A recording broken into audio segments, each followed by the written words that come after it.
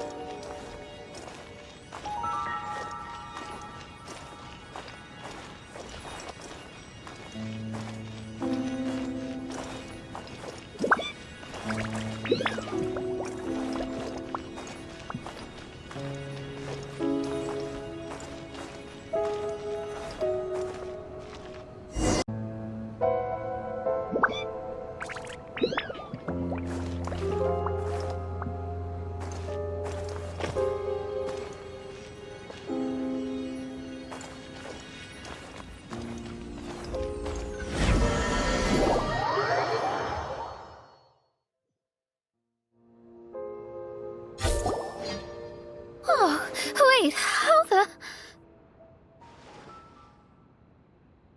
Another house in Mondstadt? What are we doing in my house? Your house? This is your house? My, how unexpected. I heard Lady Magistus lived a modest life, but this abode... Look at the labels on these books on the ground. Only one of its kind? 990,000 mora? Hey, that's super expensive! There are so many expensive-looking hardcovers over here. So this is what an astrologist's room looks like. The rooms are exquisitely designed. This place must be very expensive. Hey, I'm just occasionally out of mora, that's all. I never said I was a pauper. You're not? Oh, so what about those times I treated you to meals and had you over to my place for dinner? Mein Fräulein, mind your phrasing. Thou wert blessed with the coveted opportunity to enter the palace of the Immanok Reich and meet with the Kaiser and Kaiserin der Verurteilung. Or hast thou conveniently forgotten this magnificent occasion? Oh, yes! The stew and cold cuts your mother made were heavenly. I could go for some more of that right now. Lady Magistus, this is not the time for such things. Is that Mondstadt cuisine? I want to try some. I heard Mondstadt has lots of local delicacies, especially meat dishes. Then I shall extend to you the honor of meeting the Kaiser and Kaiserin with me on a future occasion. Really? Hey, we should go too! Now that you mention it, it has been a while since I visited a friend's house. I shall gladly oblige. Oh, but shouldn't we bring some sort of gift? Those two are very kind and understanding, so please, don't worry about that. Just bring yourselves. You seriously have to try her mom's cold cut platter. It's a specialty or something. Anyway, it's simply delightful. Not to interrupt, but perhaps we should start working on the puzzle at hand? Ever since I entered this place, I have found myself most preoccupied with that ornament. Oh, right.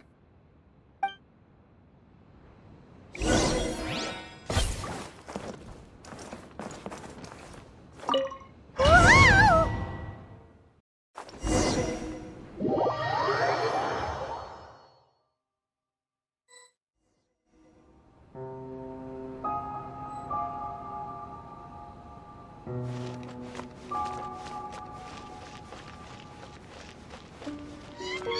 Astrologists are able to understand the most complex signs among the stars. And because of this, we are not allowed to show any arrogance.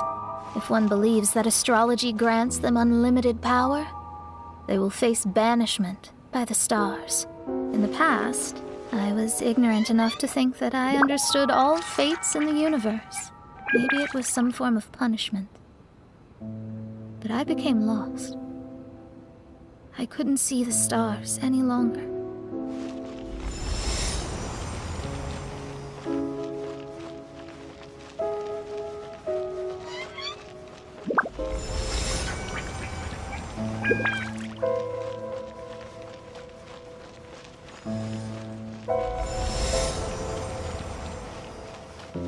You should not get confused.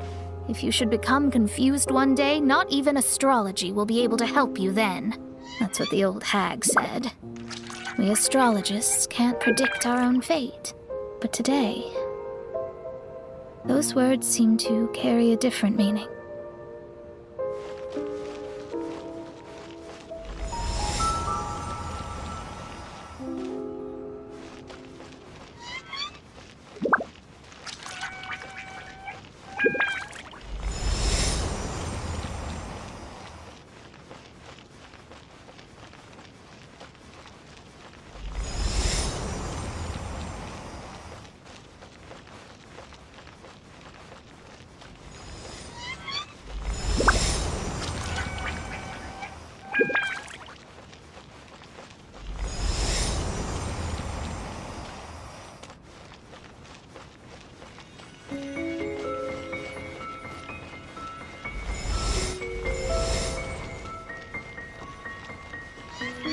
I understand now that people won't always follow a beacon's guiding light. Even though the way forward may be dark and dangerous, they will still resolutely forge ahead.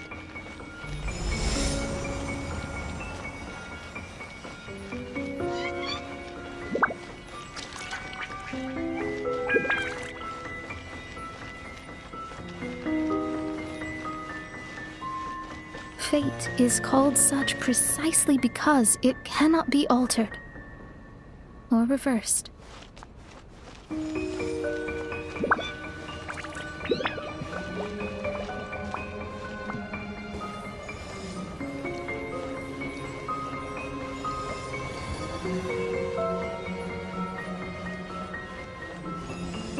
I understand the governing laws of the universe, and have glimpsed secrets between heaven and earth. Observing it is enough for me. There's no need to force it to change.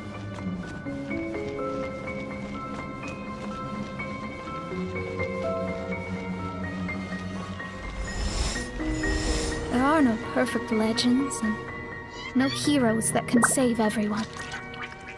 Instead of dwelling on my helplessness, what I should do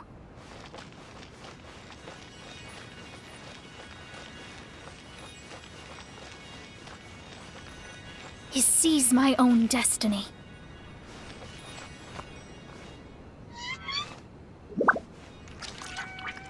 Looks like it's coming to an end again.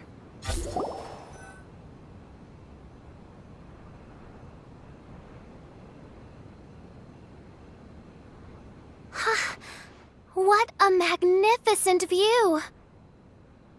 Lady Magistus, I believe this is the firmest evidence yet of your immense genius. You truly are the greatest archmage in the history of the Immunokreich. Thank you. Although the Immunokreich really doesn't have that much of a history. Stars like diamonds and the moon like a pearl. This is the most brilliant night sky I've ever beheld. It's beautiful. To call up such a mirage, Mona must have a vast and boundless sea of stars in her heart.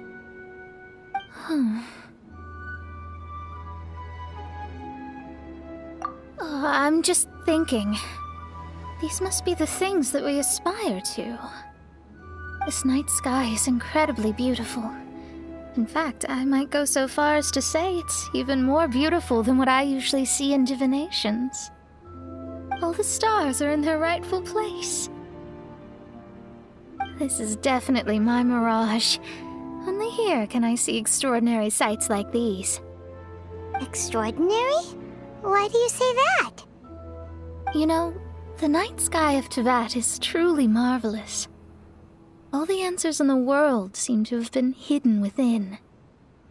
When is my missing son going to be found? Do they love me or not? Will I ever recover? As your stars move across the sky, they record all your life events in their path. And among all the people in the world, a considerable number will see their stars deviate from their path. When your stars are on track, it means you will be healthy, happy, and at peace. Conversely, if your stars go off track, everything will get worse. The starry sky in my divinations would never look as perfect as this. Some stars would lose their way, and others would fall. I wish everyone could be happy and stay on track. To this end, I offer advice and tell the truth. I know it's useless. All fates are already revealed in the night sky, with mine too, just another among them. I can't change anything. Even so, outside of astrology, outside of the words of truth, I still cling to the wisp of an irrational fantasy. We must all live within the confines of reality, but call me presumptuous, but I still believe in miracles.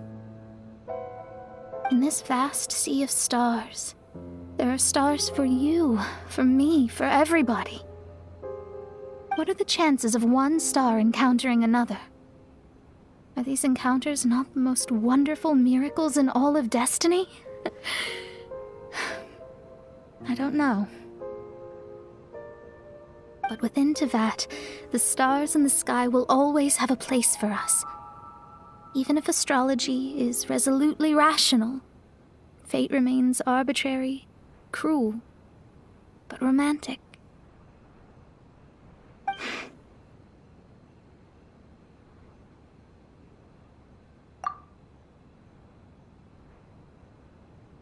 I think I have figured out what those stars are hiding. Now I will seize my own destiny.